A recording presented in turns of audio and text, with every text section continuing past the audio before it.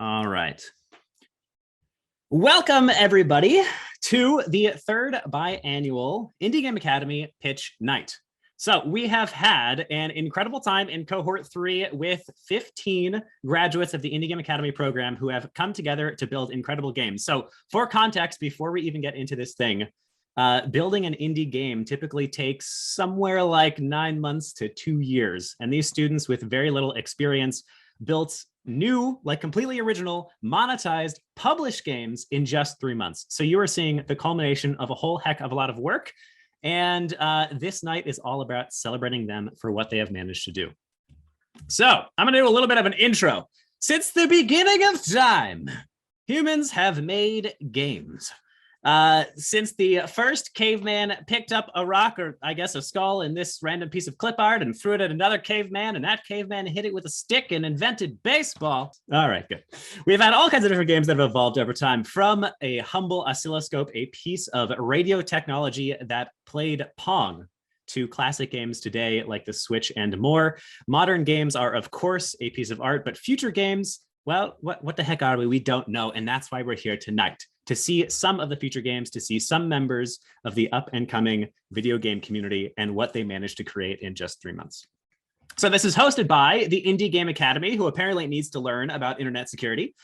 We are an online game development school dedicated to empowering the game creative to pave their own path. We love seeing people work in the video game industry and break in to create incredible games. And we love seeing people start their own studios. We have all kinds of different games that get created as a result of this community, and all kinds of different startups, different actual indie game studios that have come out of the Indie Game Academy.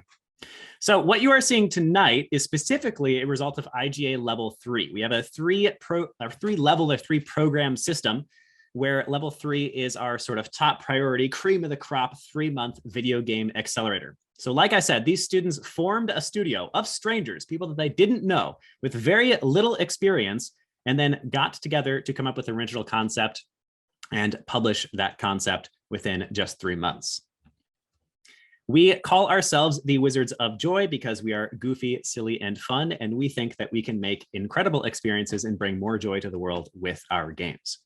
Now, one of the first things that people learn in the Indie Game Academy on day 1 is the 3 core agreements, and core agreement number 2 is to celebrate. So what we're really here to do tonight is to celebrate these students in their accomplishment, publishing a game in such a brief period of time. Really quite incredible. So as we go through this, we're going to have specific moments to stop, ask questions, and make noise. But to the best of your ability, pump these students up, celebrate them, give them your energy and your good vibes, because they've managed something incredible here. So let's go ahead and introduce the houses.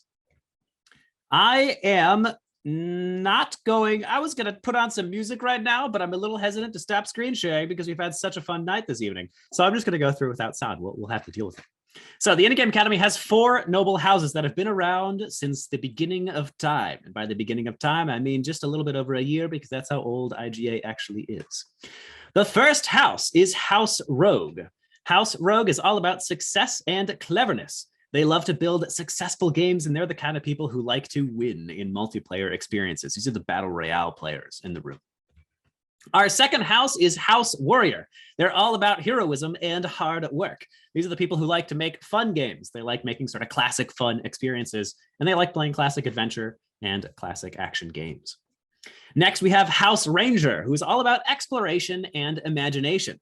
Rangers are primarily focused on making unconventional games. Rangers like to play narrative and open world games, and they like to sort of push the boundaries of what video games actually are. And finally, we have House Cleric, who's all about inclusivity and higher purpose. They are primarily focused on making inclusive games. They like to socialize and generally play more casual games. However, in this cohort, for the first time, we actually only have 3 houses. And we did that because we wanted to have the 3 houses that you just saw, the first 3 houses, have nice full teams of 5 people instead of trying to stretch our students thin. So House Cleric, actually, what is not represented at tonight's pitch day. However, we've had a interesting happening that the students will recognize. In the absence of House Cleric, it seems like somehow some kind of evil robot was created that has been building a game and sometimes breaking into our meetings. So maybe we're going to see another game from Mecha Cleric. I don't know. We'll have to find out. So let me introduce the judges before we finally get to the pitch. First of all, we have Anthony Sharma, or Tony. Now, I would have our judges wave. Tony, why don't you wave anyway? I can't see you. Hopefully some people can see you. I don't know. But Tony, I'm very grateful to have you here. Tony is a lead game designer. He's been a professional in the game space for over 20 years. I just found out that he worked on a favorite Game Boy Advance game of mine many moons ago. He's worked on all kinds of different projects, from Wizard of the Coast, the people who make Magic the Gathering, to Lord of the Rings, to Star Wars, and more. Next, we have John Nelson Rose. John, you can wave. I don't know if anyone can see you, but in spirit. And John is a hyper game creative. He's been a mainstay at IGA. He has taught 3 separate classes, or more accurately, workshops on rapid prototyping in our level 3 program. And he also is our primary teacher for level 2. John has been an advocate for game creatives basically forever. He's the founder of a company called Opium Play and the originator of Lumosity's creativity app, which is very interesting.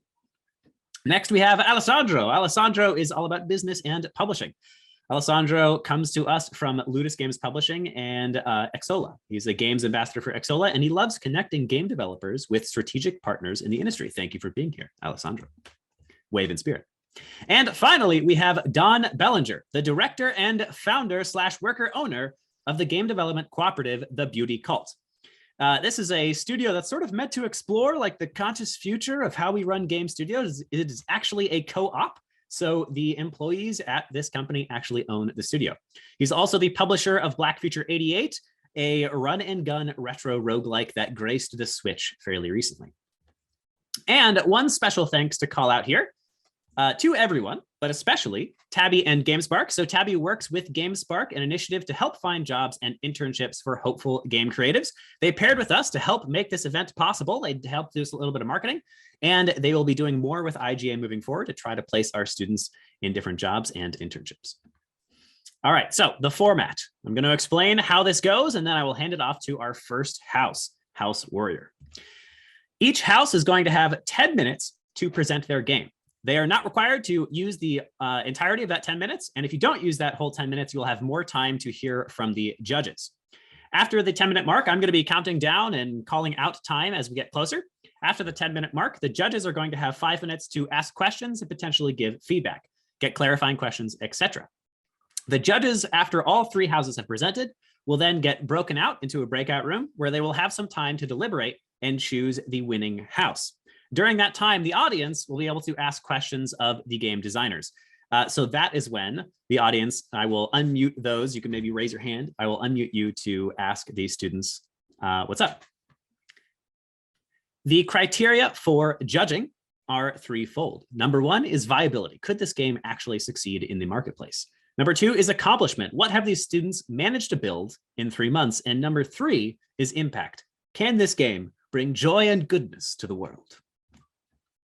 The prize. What do they actually win if they win the House Cup? Well, if they win the pitch contest, they will receive 50 points towards the House Cup.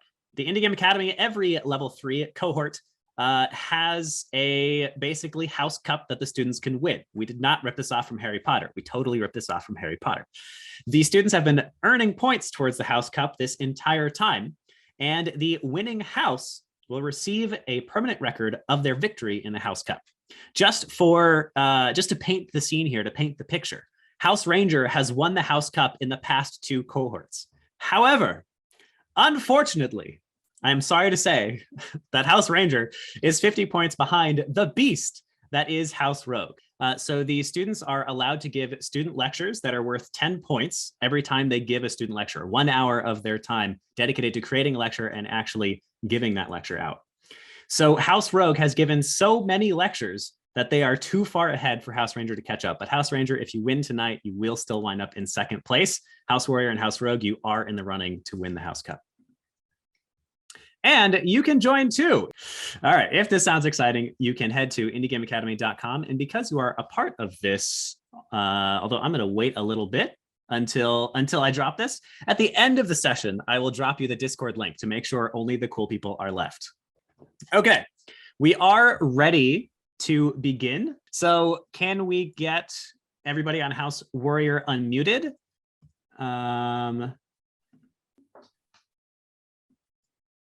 Let's see. Can House Warrior, to help us find all of you, will you raise your hands for us? There's quite a few people in this space now. Dennis, who is actually going to be presenting? I will be. Okay, let me make you a co-host right now. All right. Do we have all of the House Warriors unmuted? Yes, I think so. Okay. Dennis, I'm going to start your timer for 10 minutes. Judges, feel free to private message me if you have any questions or anything like that. I will be muting myself during your presentation, but I will unmute myself at the 5-minute mark, and I will unmute myself at the 8-minute mark to let you know, okay? And at 10 minutes, I will cut you off because now we're like really far behind and stuff. Go ahead when you are ready. Oh, how do I unpin? Great.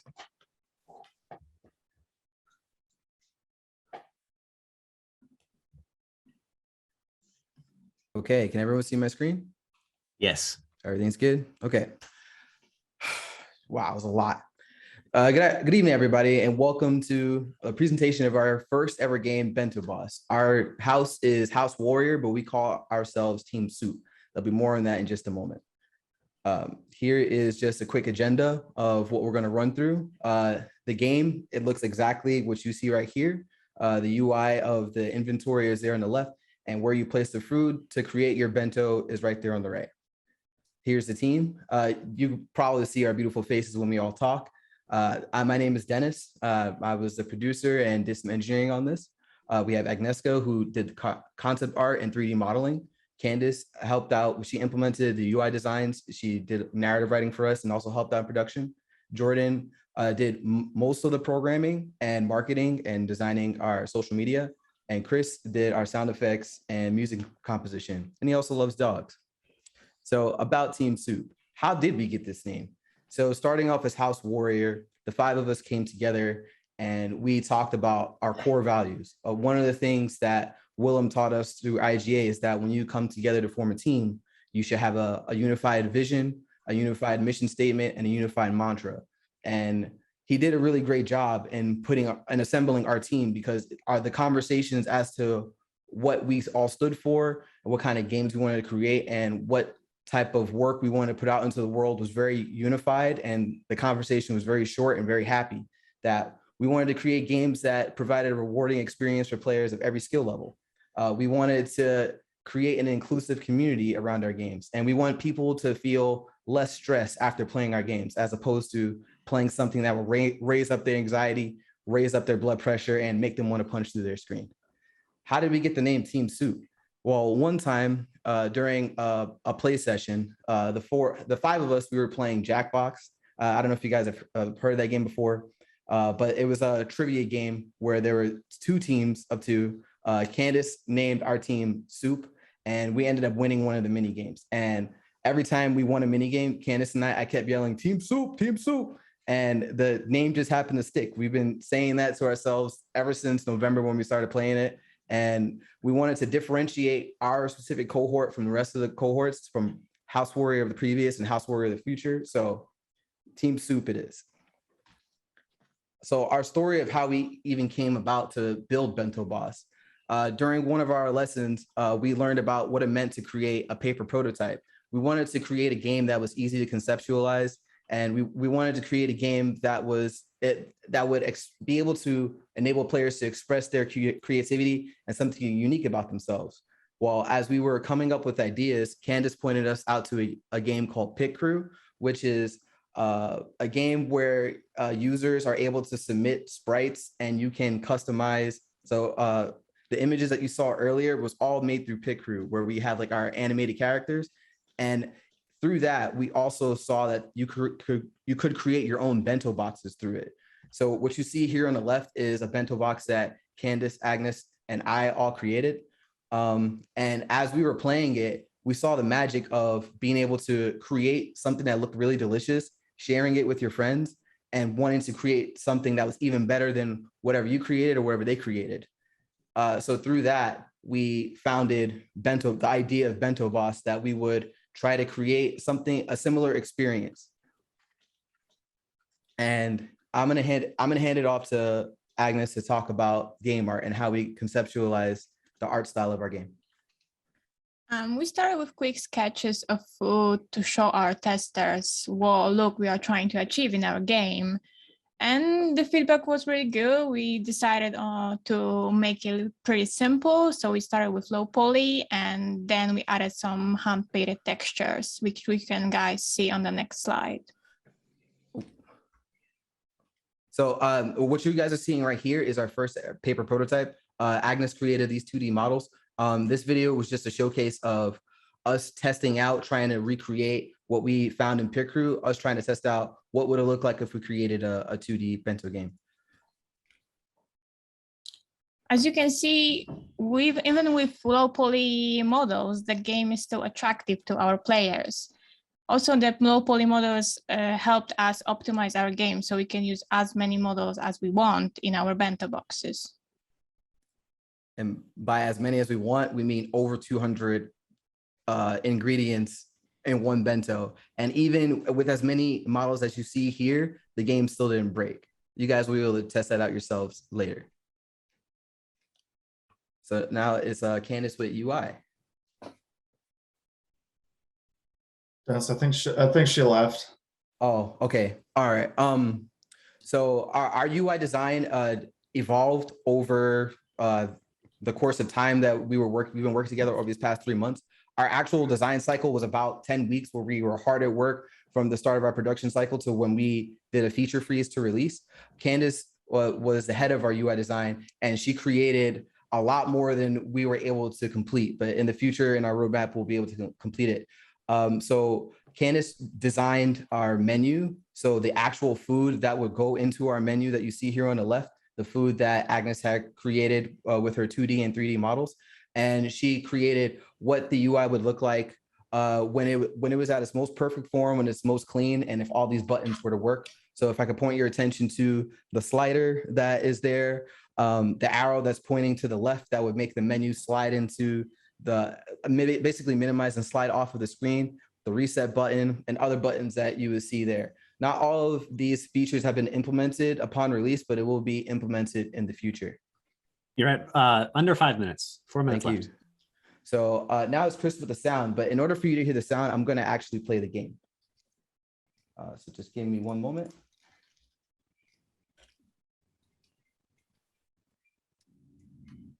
I had this up. Okay, Chris, you feel free to start talking. I'm going to play the music right now.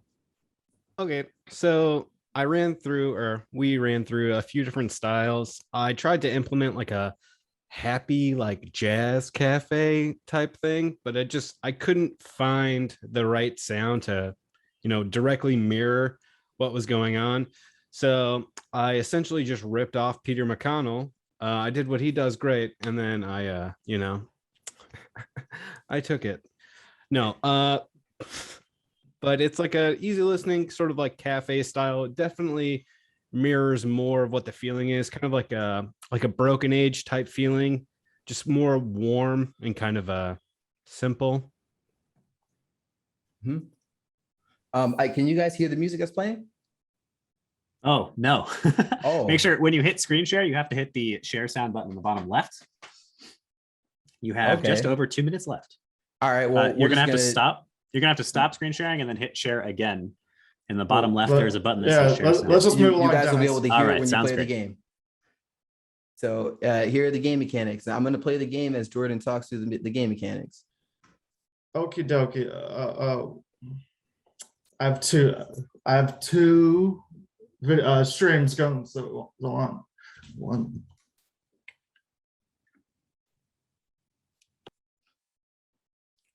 So over here on the left is our inventory where we have our foods. As you click on the buttons, the food drops from thin air. God just creates it off screen and it drops down on the ground. As you pick up the food, you can drag it over to the left and drop it into your bento box. There's about 18 different foods that you can choose from, and you can decorate the bento box however you like. So if you want to dump a bunch of lettuce, drop it into the bento, you can. If you want to drop a bunch of onigiri, dump it in, you can. You're watching an engineer at work and not an artist, so I have some crazy monstrosities in store. But for the sake of time, Since there's not a lot of time left, I'm going to just keep going through the slides. And let's turn this music off. You're doing great. You got about a minute and a half. So as for the rest of what is left to develop, here's our roadmap. For Q1, at the end of Q1, we want to have the rest of the UI completed. By Q2, we want the core mechanics to be absolutely completed. That includes when you hit, in order for this to be accessible for people of all experience levels, when you hit the randomize button, it will just drop in random ingredients and the person can choose what they would like to do with it. We want to include personalization. That includes having customizable bentos, being able to customize your kitchen, being able to change the colors of food. And what makes this game, what we think will be like an absolute hit is social media integration. That means you have a share button and you're able to blast it out to social media. Your friends will be able to see what you created, and then they will want to join in on the fun. So this is our game, Bento Boss. These are the creations that people within our community have already created. You can do things like create a funny face. You can create, what I was doing over here is creating a ramp and rolling my sushi down it. Or you can create something really beautiful what Agnes created, where she created a really full bento box.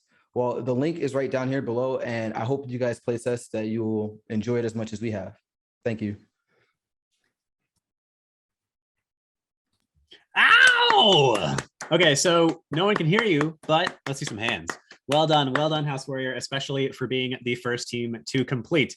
All right, David, help me unmute some people. I believe I made all of the judges co-hosts. You should be able to unmute yourselves. Can you try? And hi, Tabby. Thank you for being here. Can you guys hear me? Is it there working? We go. Yes.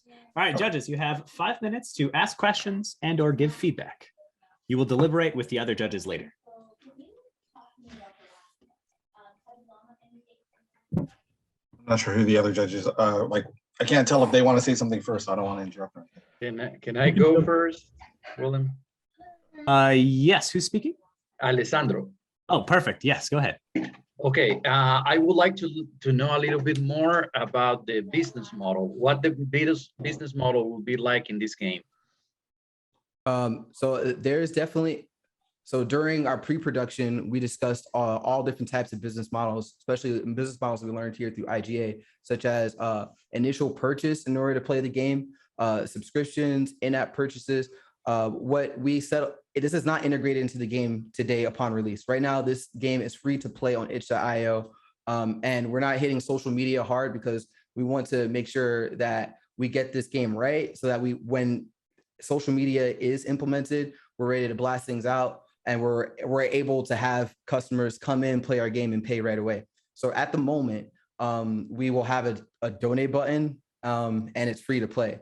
But when these features are implemented, in-app purchases such as paying for food packs was something that we talked about, and possibly having a paywall, like a 99-cent paywall for when this game gets ported to mobile for people to jump in and play.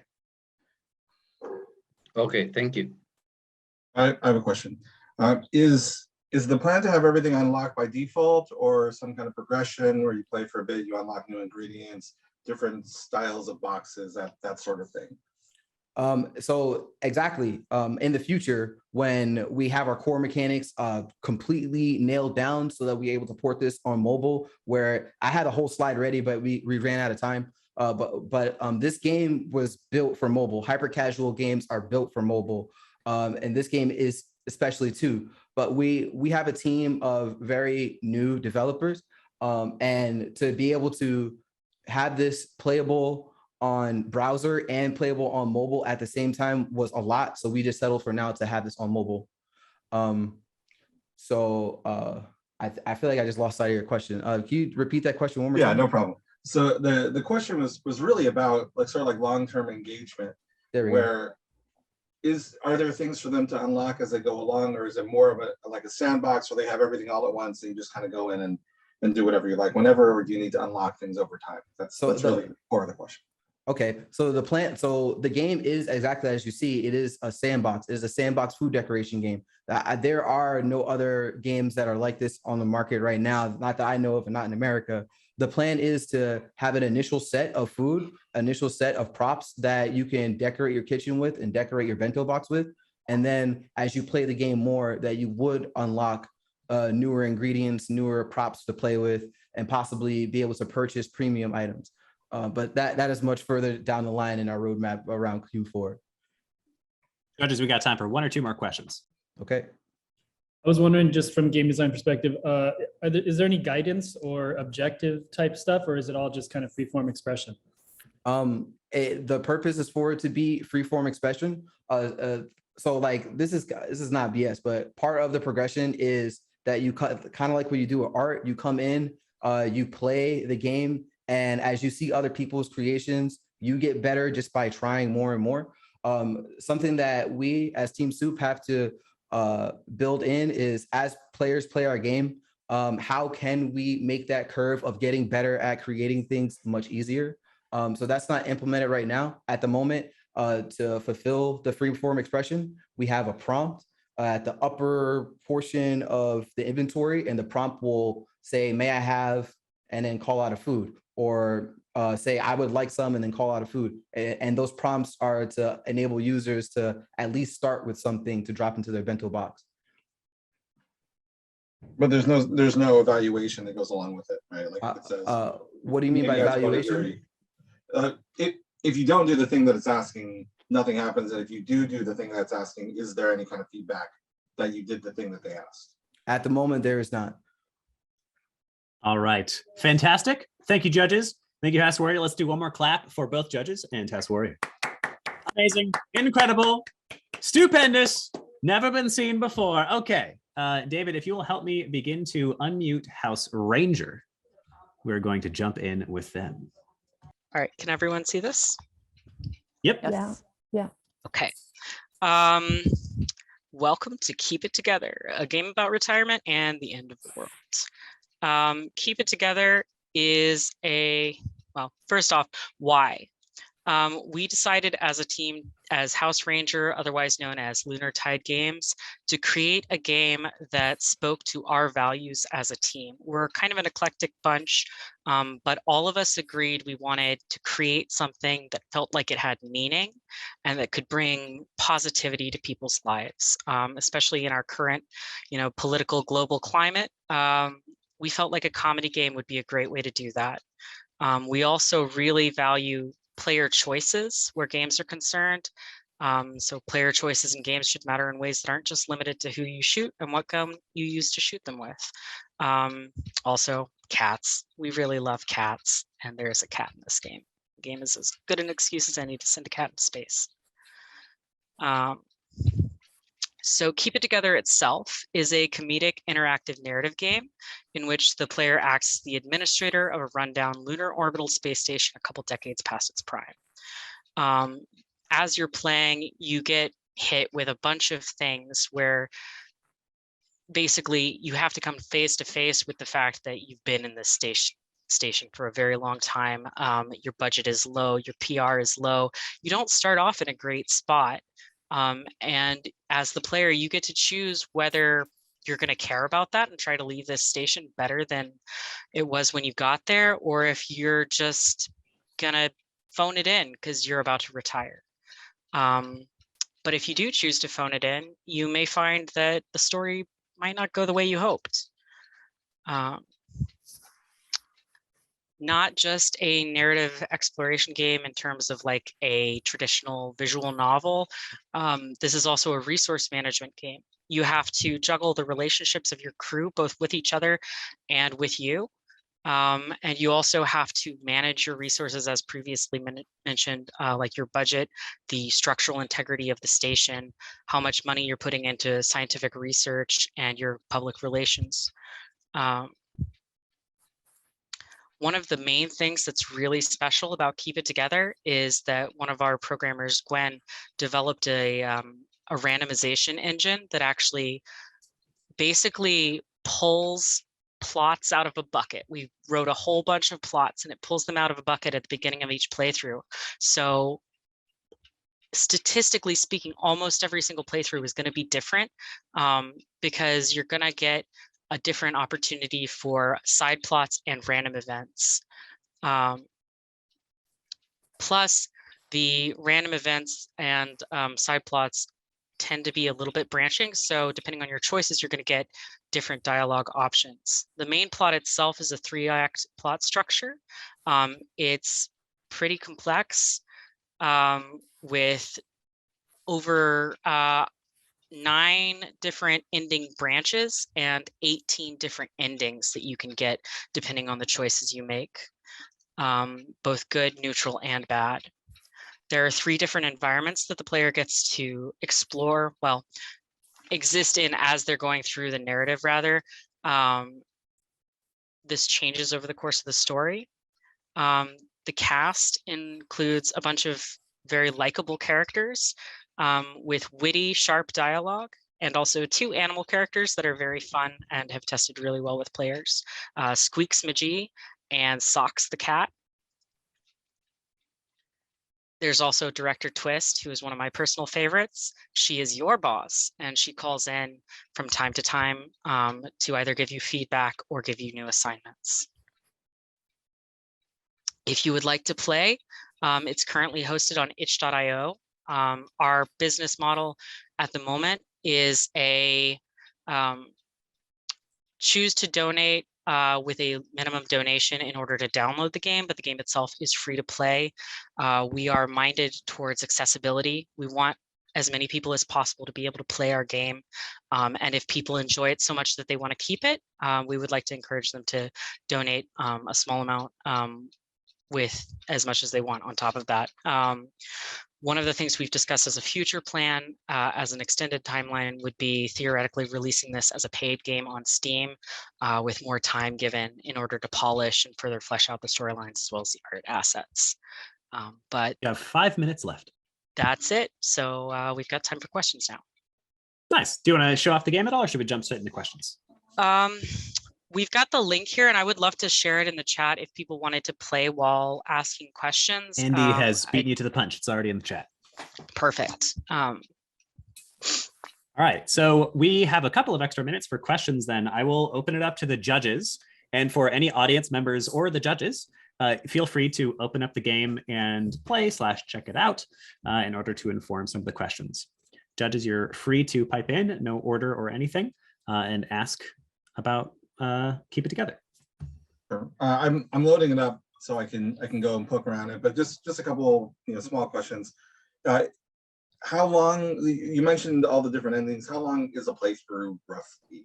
It depends on the choices you make, because some plots are longer than others. I have previously played the full game anywhere from 30 to 40 minutes or upwards of an hour, but a lot of that has been playtesting, so it's a little hard to say.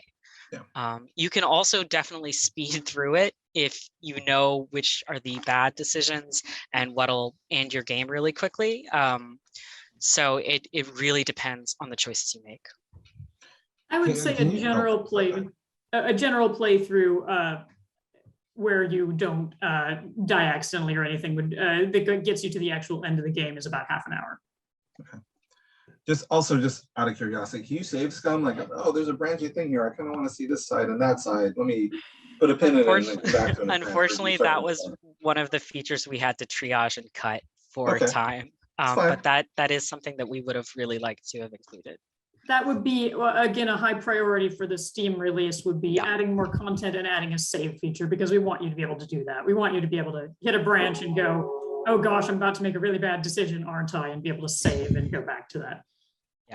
Yeah, I find it's especially good after you played through a couple of times. So it's like, oh, okay, I really want to explore now. Let me save in certain spots so I can go and explore. But yeah. I just kind of digesting that rapid fire. I would say that I have a lot of concerns about a branching narrative. These things are awesome bullet point features. They're great until you have to do it all the way through. And at the end of the day, it's it's a lot of work and quality that you're pouring into content that players may not ever see. So that's always my concern around that. I think this looks like a really great achievement. I think that the resources plus relationship things is a great combination that works in a lot of very successful games right now. So I think I'm excited to see where this goes, but I have just as a developer, my concern would be around scope and branchingness. I understand with branching narratives that it is always disappointing if there are fun scenes and things that players don't find very often. But one of our top goals and an important part of our business model was replayability. This is not a terribly long game, and we don't want it to be a game that you just finish and then never want to pick up again because you feel like you've seen the whole thing. So we deliberately wrote enough plot lines that it's possible to get a second playthrough that contains none of the same content in the side plots as you had in the previous playthrough, except for the main plot that appears in every playthrough. Also, it's a totally valid concern, but part of the reason that doesn't bother me is because one of the developers that I take inspiration from are the developers of Hollow Knight, who've also built in a lot of totally optional, like it's not a narrative game, but they've got basically totally optional bosses and sort of side things that you can run into that you may never find because of how non-linear the way they've structured the game is. And they were asked about that, like, does it bother you that there's all this content that some players may never see? And it's like, no, because the content is there, and the people who really want it, they'll find it. And I know it's there, and it was really fun to work on it. So it's okay if no one gets to it, or if only a handful of people find it. We have 3 minutes left for judges. We wrote about 10,000 lines of content for this game, if anyone's curious. That's just the narrative, which is not insane the code for 3 itself. months. I do have a question. It's kind of a formatting question. I've only clicked through a little bit of it right now. But did you guys build in ways to format the text within the text boxes a lot? Because like the robot initially starts out giving you, here's everybody's current status, and it's just like kind of a big paragraph, like blob of text, instead of being broken down like bullet points or some other way that would just be easier to visually digest.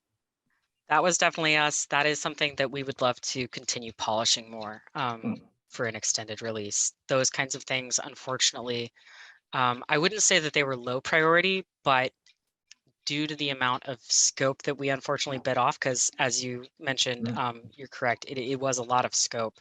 Some things weren't able to get as much attention because it was more important to us to have the game itself complete and to have all of the content complete than the polish that we would ideally like to apply. But yes, question. that's stuff we should tweak. I'm curious from a content perspective, what kinds of themes you wanted to explore in the content and the narrative? So there's sort of a two-pronged answer to that question. One of the themes is we were actually looking at it from a stat perspective of like how can the players control their stats, so the PR and the budget, and what kinds of things can they do, and what's an interesting thing. And a lot of the plots were deliberately absurd. That was one of the main jumping off points. And then the other point was kind of finding ways to keep it funny and light, but also kind of dealing with meaningful stuff, like crew relationships. And kind of one of the things I was focusing most on was how people react to you when you say certain things. So how the player chooses to interact with the crew, and then how the crew reacts to that. So that kind of interpersonal dynamic exploration. Cool. Fantastic. So Alessandro had one last question. I'm going to leave it there since we ended your pitch a little bit early, and then that'll be the last question. So go ahead, Alessandro. Okay, thank you. Okay, well, this is more a concern than a question, since you are mixing two different genres. Yeah. One is the narrative and the other one is like an RTS game, right? So how would you manage to level this up? Because I with the games that we have developed in the studio, we have mixed different genres, and that's kind of difficult. It's like, okay, when you're selling the game, and I mean, when you polish it on Steam, what would people think about your game? Is this a more RTS game or a narrative game? Because I mean, you could be like managing your resources pretty neatly, but you take the wrong decisions and you will lose the game. So how would this work in like a full-fledged Steam game? Sure. So I will say that you don't necessarily lose the game in terms of like the game just ends. If you make the wrong decisions, you can still get all the way through to the very end of the game. The only thing is you get a bad ending, similar to like Undertale, where you can play a genocide run. It doesn't stop you from playing the game. But as long as you're managing your resources, you're going to make it all the way through to the end game. But it impacts the story that you tell yourself as a player and that the game tells back at you. I would say that even though it is a little bit of a blur between the two genres, it's very niche in terms of like the kind of audience we attract. In just, I think in under a month, we actually got to over 50 followers on Twitter. And I think at this point, we're almost at 200. Well, I would say that both of them are pretty niche, right? RTS and narrative games. So, and this is my concern, because I mean, if you are selling it as an RTS, I mean, I love RTS games and I love managing resources, but at some point it seems like it would be unnecessary within the game. I mean, to win the game or to have a good ending of the game. So I think that this is something that you need to polish a little bit more. Or I don't know if you have thought out about this before. The like RTS is. Go ahead. Well, I'd like to add, these are not two separate mechanics that are both present in the same game. It's a single mechanic. Your dialogue choices and options you choose in the game cause your resources to go up and down. And the changes in your resources unlock or lock different options in dialogue and in game paths. So it's not that you quit out of the dialogue bit and do some like shuffling around of your budget and stuff and then go back into the dialogue. It's all the same mechanic. They're definitely interwoven. I will say that if we had to, for marketing purposes, lean on one genre or the other, I think we would probably market more towards narrative games, because there's definitely more of that, I think, in the game in terms of the heart of the game, the purpose of the game, than the RTS itself. And I think people who are strictly into RTS, like avid Civilization players, for example, wouldn't find what they're looking for in this game. But I will point to other narrative games like, I believe it's called Long Live the Queen, which is, on its face, it looks like a traditional visual novel with a very cute anime style, but it's actually an extremely difficult, extremely intense resource management type game where you are playing as a princess / queen ruling a kingdom, and you have to make intense diplomatic decisions. So there is a market for it. Also, quickly note, this is not a real-time strategy game. It's a resource management game. It's not a game where you build an army and fight other people. This is fantastic discussion, but I am going to have to move us on to House Rogue. So for everyone who is here, so much, I will be sending, yes, thank you, everybody. I will be sending a follow-up email after this to all attendees. You'll be getting links to play all of the games and links to downloads of the games as they are available, and some contact information. So if you guys want to keep talking about these games, that will be available.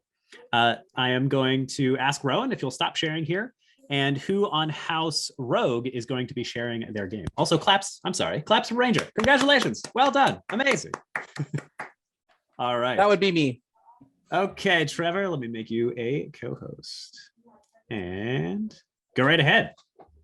Perfect. All righty. I guess here we go, Trevor. Hands off. Yes. Perfect. Thank you, John. All right. So first off, thank you for this opportunity, and thank you all for taking your time out of your day to support us and help us grow. First, I'd like to introduce our team. My name is Trevor Davis, and I am the project manager. We have Joe Roberts as our lead designer, John McGrath as the lead programmer, and Kirk Allgeier as the auxiliary programmer and effects manager, and Evan Johnson as our composer and sound designer. And we are House Rogue. Wow. Thrust together, each of us unknown to the other, we combined our skills and efforts to produce the best idea possible in the amount of time given. Our very first iteration of the game was based off an animation I made to show off a quick idea. This animation is what I called Sphere Tetris. Though simple, it hit home to what we were looking for. But what was it that we were looking? What was our audience? Why would someone play something like this? Well, boredom. It happens to literally everybody. Can you think of a time you were bored? On the bus, on your way to work or school, between classes at school when there's not enough time to bust out your homework, but also don't just want to sit at your desk or stand by the door? What about when you're on the toilet and that pizza you had earlier is making things just take a little longer than usual? What do? Well, you could try and text a friend or family member, but we all know that as soon as you need to talk to someone, suddenly everyone is busy and you can't reach anyone. How about playing your Castle Clash game? That sounds fun. There's plenty to do. You build stuff, make armies, and oh no, your connection to the internet is terrible. But you know what? You just got this new anime gacha game that you enjoy playing. However, let's be honest, you're not going to play that in public if you can help it. And any other hyper casual mobile game is littered with ads. You have to endure the constant scream of the developers wanting to make money to even play for a minute. Ladies and gentlemen, my team has got your back. We understand that sometimes you just need 1 minute, sometimes a few, to have something occupy your mind just until you can turn it off. And to that, we got to work for you. Our first prototype of the game was as simple as the original design. A simple planet with shapes you'd need to match to grow the planet. However, after playing the prototype and thinking about it, I realized that there was either a limit to how much the planet could grow, or we'd have to add in a lot more objectives to make it worthwhile. So I showed another design to my team for color matching. It was more mystical, but it took out the growing aspect of the game. This left something to be desired, so we kept smoothing out the gameplay while coming up with better ideas. Soon, we implemented a laser system that would shoot incoming asteroids. This was what we were looking for, an objective of why to collect the gems and just a little bit more intensity of gameplay. However, as you can see, what the heck is a planet doing shooting lasers and gathering gems? That doesn't make sense at all. So we put our heads together. And not long after that, we came up with our current game design. Again, ladies and gentlemen, House Rogue's Game of the Year, Row Station, the hyper casual color matching mobile puzzle game that you can play for a minute, 30 minutes, or an hour. It's up to you. Take control of an advanced space station that has the ability to absorb space energy. Rotate the station and match the incoming shapes to fill up your energy bar. But watch out for incoming asteroids. Use the energy you've collected to fire your laser cannon and destroy the asteroids. How long can you last? This final product has it all. The touch controls work smoothly for mobile to give the player full control over how fast or slow they want to spin. A red indicator shows you where you're pointing the gun. Warning indicators give you heads up where the asteroids are approaching. There's catchy music created by Scratch from our very own sound professional, Evan. The gameplay is so simple that everyone of all ages can play it. And best of all, it's free. So without further ado, Row Station.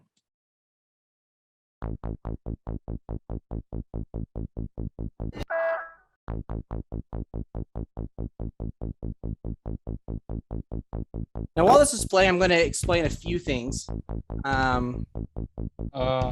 You notice that when the circles, the spheres are lined up with the same gem, it speeds up to the slot, somewhat very, very close to what Tetris is. Also, if you look at the very center of the animation, when there is full energy, it's hard to see at this distance, but there's a little wave of energy that ripples out, showing that you are able to laser.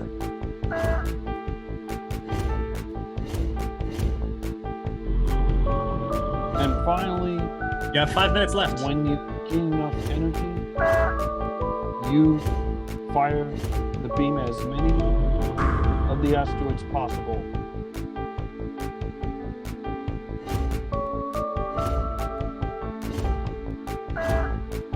And as you progress through the waves, you get more shapes and gameplay goes faster until the asteroids destroy your station.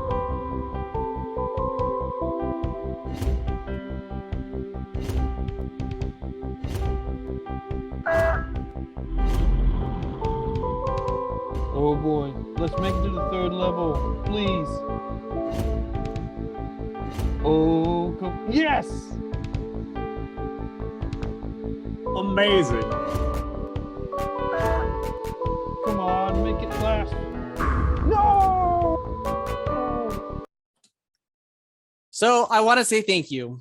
A special thank you to the Indie Game Academy. Thank you for making a dream come true. The dream to actually publish a video game. And thank you for the other members of the cohort for making this a fun experience. And thank you all for, hold on. Wait, I'm hearing something. Do you guys hear this? Oh no. Warning, incoming UFO. Warning, incoming UFO. Warning, incoming UFO. What? A UFO? Yes, an unknown feline object. Feline? As in a cat?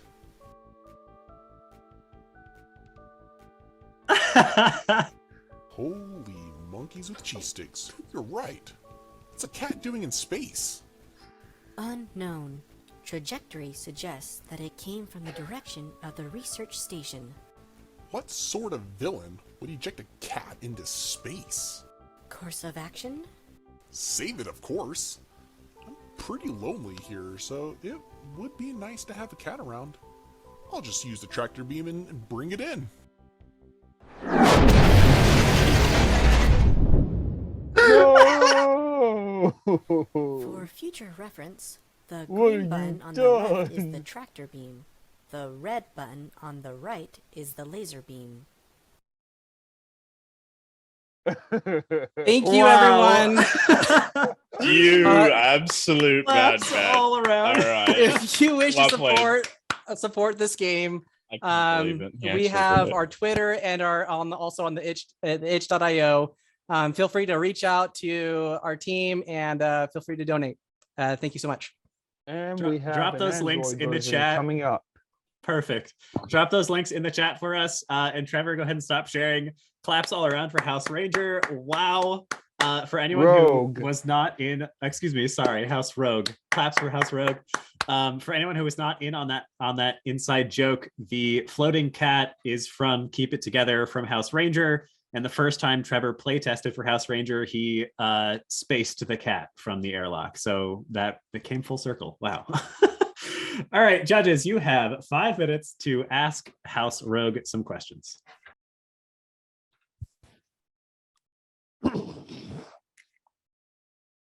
Great presentation, by the way, especially like the Team Rogue like lineup. That was really good. One of my questions is just about sort of like the size and scale of things. It seemed like the ship took up quite a bit of screen real estate. Do you feel that limits your ability to add new mechanics to it? Like I saw the extra colors and things. It feels like the way it's set up, the palette is a little restricted. Have you considered making it bigger or smaller, different shapes, that sort of thing? Oh yes, I was the main programmer, and we're primarily designing it for mobile in mind. And initially, I have went through the idea of keeping the gameplay field extremely like 1-to-1 aspect ratio for the gameplay view, while the dead space was everywhere else. But then some of us teammates, particularly Jordan, suggests we keep it at a vertical aspect ratio. And The reason that being is because with phones, most people want to be able to play with one hand. So in order for that to happen, we added those indicators telling you which way the asteroids are coming from, to give the player a heads up of whether or not it's coming from the side or from up and down. That way, it doesn't really matter if it is coming from the side, because you know it's coming from that direction. And so it doesn't. And also, like the little gems don't actually hurt the ship. So it's just the asteroids. So you just need to watch out for those indicators, and that takes care of how the scope of where we're at. One super quick other question, then I'll make sure the other judges have a chance to ask questions. The controls, are you tapping in order to, like, can you tap in a space around the station to get it to quickly go over there, or is it like sliding left and right to do the rotation? Or like how exactly is it working? It wasn't clear from the video.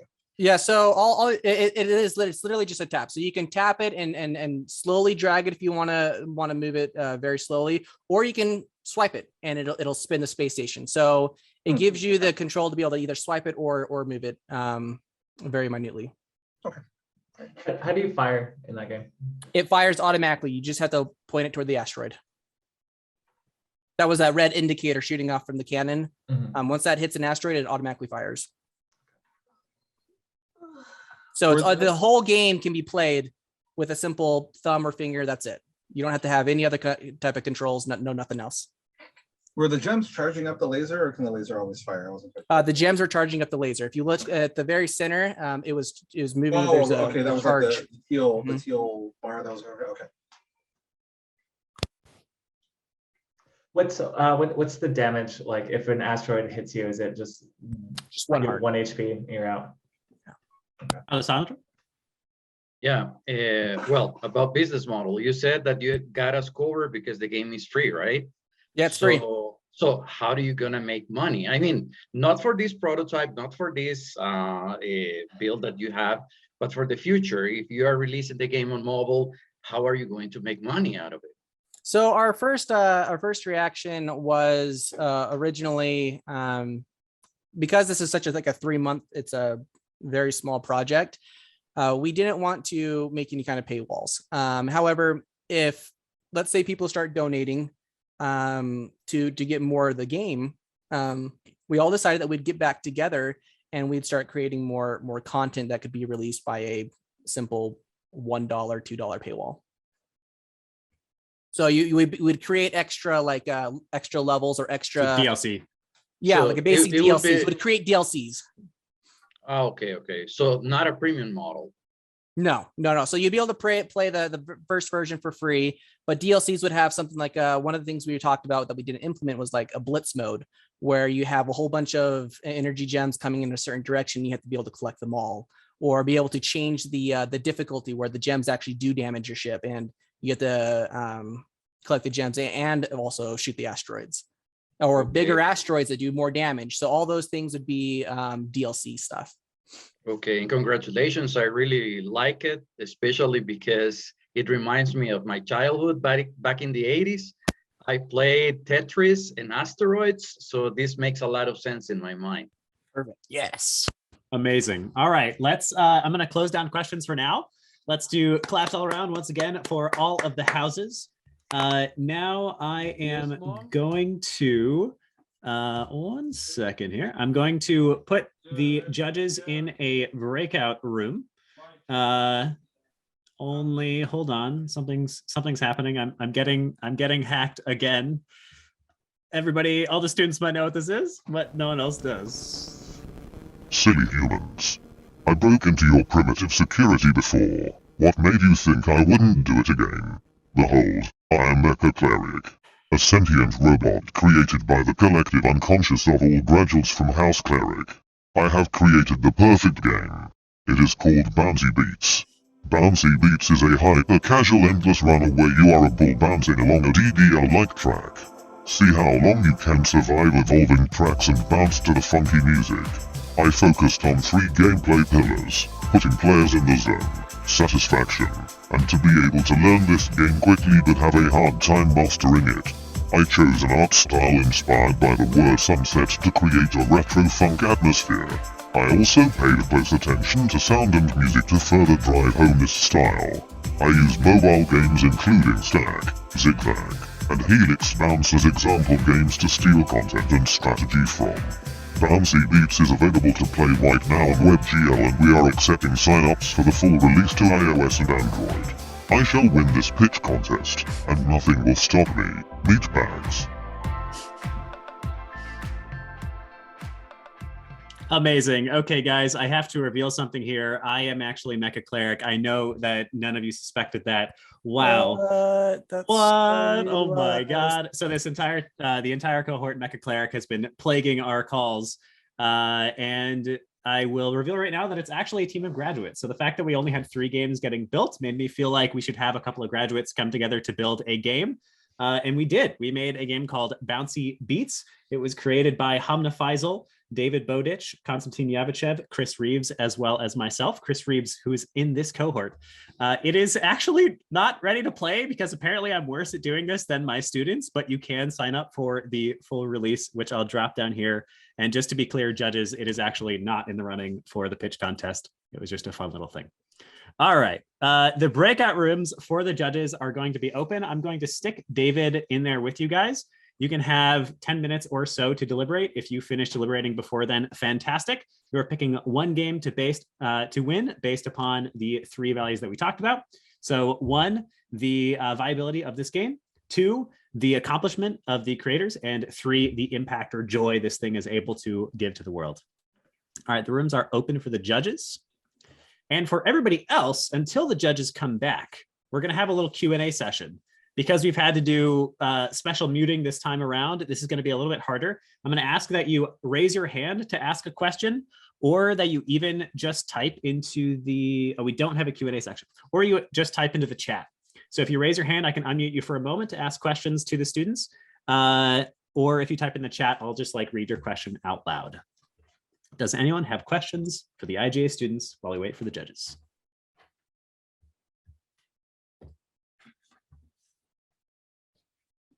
All right, well then I'll start. Let's see, Trevor, you are currently unmuted and available for questions. What was your favorite part of this process? My presentation process or the whole IGA? Whole IGA level 3. I think the best thing for me was just being able to work on a game and have it be finished like that. I've always wanted to, everyone always talks about it, oh, I'm going to create a video game when I get older. But it never either happens or you get too busy or whatever. So being able to actually be a part of this, I met some really good friends, met some really good, a lot of good people, had some really good connections. And ultimately we created a game and posted it. So it's oh my gosh, I did it. I just did my childhood dream of creating a little game. So that was exciting. Nice. Congratulations. Claps for you. John, do you want to ask a question? John McGrath? I believe you can hear. You should be able to unmute yourself. Do you want to ask a question or do you want to answer a question? Oh, yeah, I'll do both. And first I'll ask a question. Okay. The first one is for future cohorts, what are your plans with the game development and business aspects for the cohorts that want to expand further or for future years? Yeah, great question. I'll be brief because I would love other people to ask questions, but I'll answer it. The main plan is that we're trying to, we're getting a little bit more sort of process oriented. In the beginning, I was trying to give as much sort of sandbox or freedom to you guys as possible, but I realized that because many of you don't have experience already, that actually in some cases is great, in other cases feels kind of stressful. So we're actually getting a little bit more clear about what we expect along the way. So for instance, we're going to every single time have you start a Facebook group and a MailChimp immediately on day 1 as soon as you choose a concept. And then you'll be using that throughout the entire process. So it'll be a little bit more standardized in order to make the rest of it easier for you to learn. And then we're also just going to try to get bigger and badder teachers in here. We love our teachers, but we want the big dogs coming in the room. I'm going to have Jeb ask a question. You should be able to unmute, Jeb. Sweet. Hi. This question is for anyone that's making a mobile game. So I know that Unexpected Rogues looked like that was your primary target, but anyone else, on the other teams who want to port to mobile or whatever that might look like. I know that, on the app stores, there's thousands of games that get released on a daily basis. And so standing out from the crowd is one of the biggest challenges. And I wanted to ask if there was any thought that you'd put into that or any sort of unique marketing strategy, or what about your game makes it stand out from the crowd? Well, honestly, Gwen, aren't you the one that has a million followers on Instagram for this game? I think it all comes down to marketing. So honestly, I think that's what it comes down to, is just marketing your game. You're right, as in there's 1,000 other different games out there that are probably the same type of genre, but it's who can It's who can talk the loudest are the ones who get noticed. That's at least from my opinion. And again, I still think Gwen should be the one to talk about that because she has like 1 million. So was this question for all of us to answer? Yeah. For anybody who wants to go mobile, but I think it's a apt question for any marketplace at this point. Well, we definitely want to go mobile. We want to, but can we? We can. It's going to take some time. But our game, Bento Boss, is a game that will sell itself, similar to the other games that we tested out and based our features off of. When you're able to, when you play it yourself and you share what you did with your friends and then tell them to play it, you will see the magic happen of you guys going back to the game and wanting to create more and more things. And it'll be up to us as the developers to provide more content so you keep coming back to it and making new creations. Great. Yeah, and definitely like getting those installs, that's the first challenge. So having any sort of unfair advantage, like a friend with or someone on your team with a lot of Twitter followers, big advantage. That's awesome.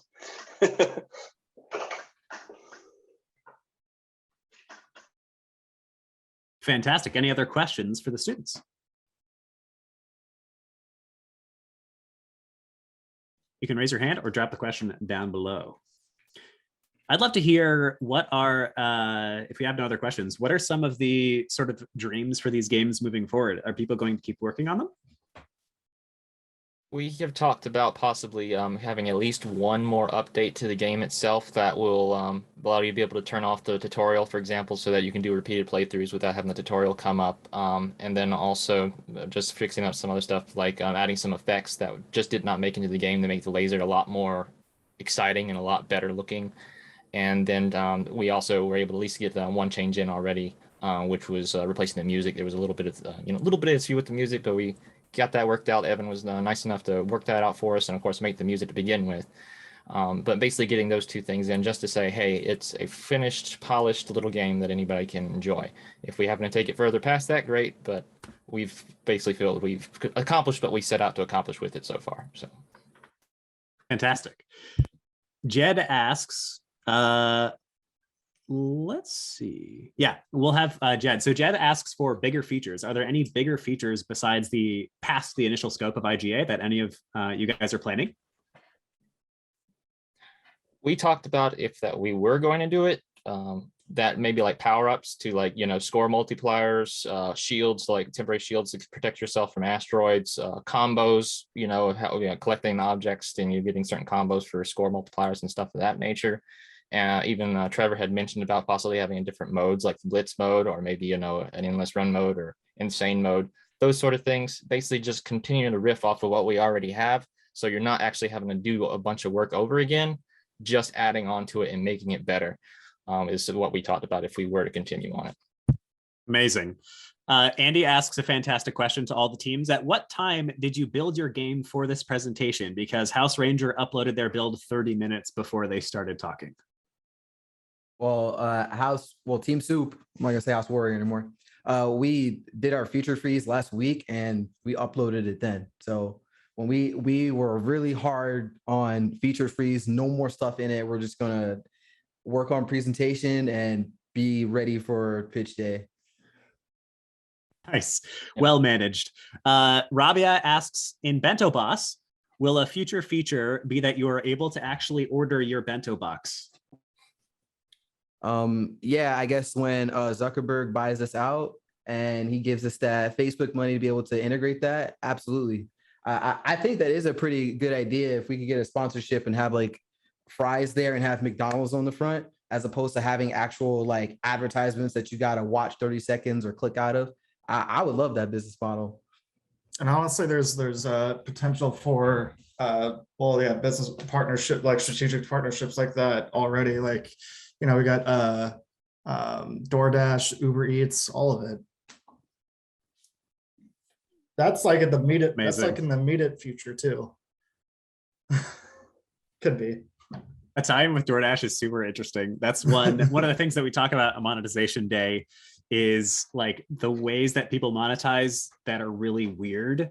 So if anyone has played Jackbox, there's that one game where you design t-shirts and you can actually order your t-shirts afterwards. I'm waiting for an IGA group to monetize their game that way.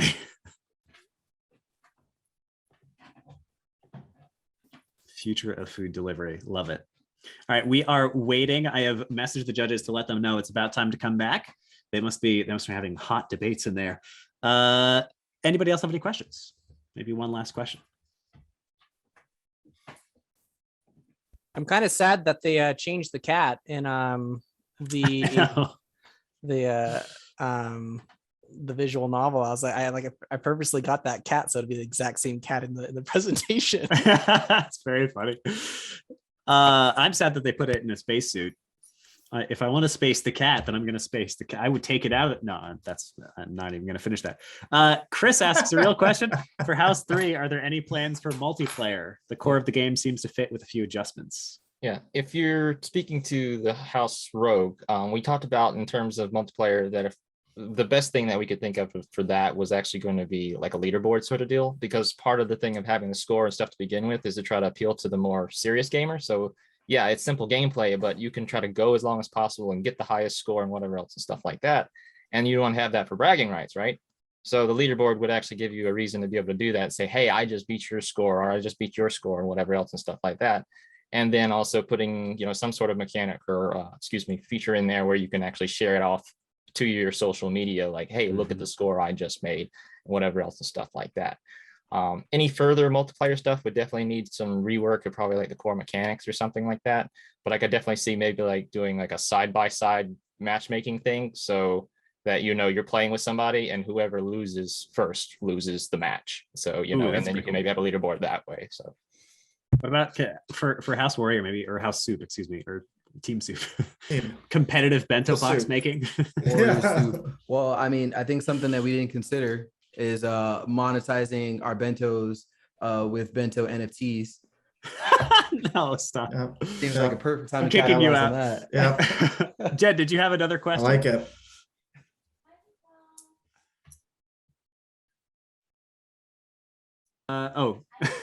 Yeah. I'm not used to having to unmute people. Sorry. That's now a thing.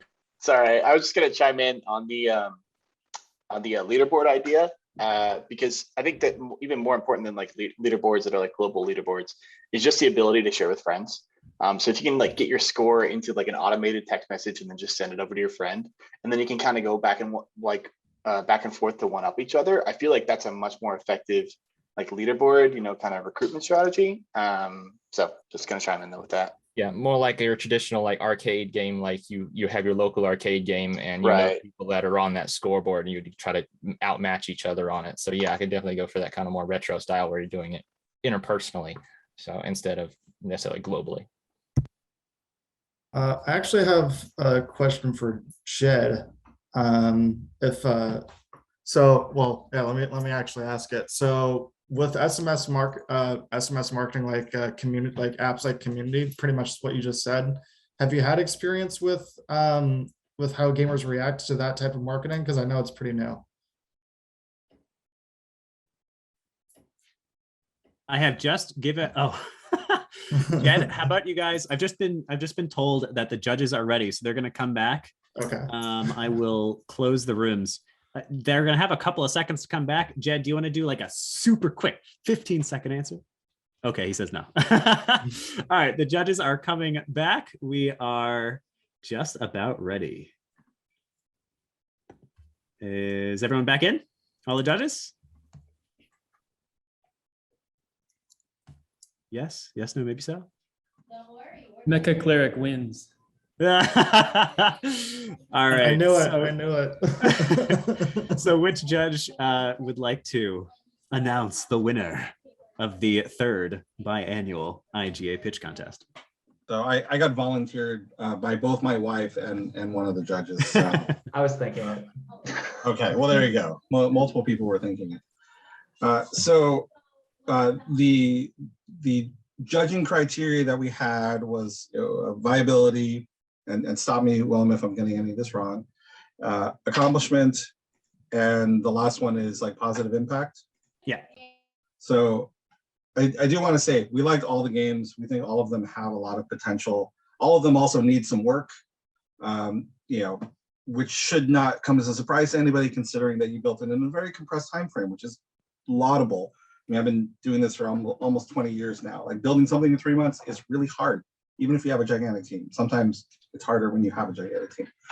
But so based off of that criteria, one of the games we felt won 2 of the categories, one the accomplishment and one for potential for positive impact. And so we went with that game as the winner, which in this case was Keeping It Together. Did I get the name right? Keep It Together. Keep It Together. There we go.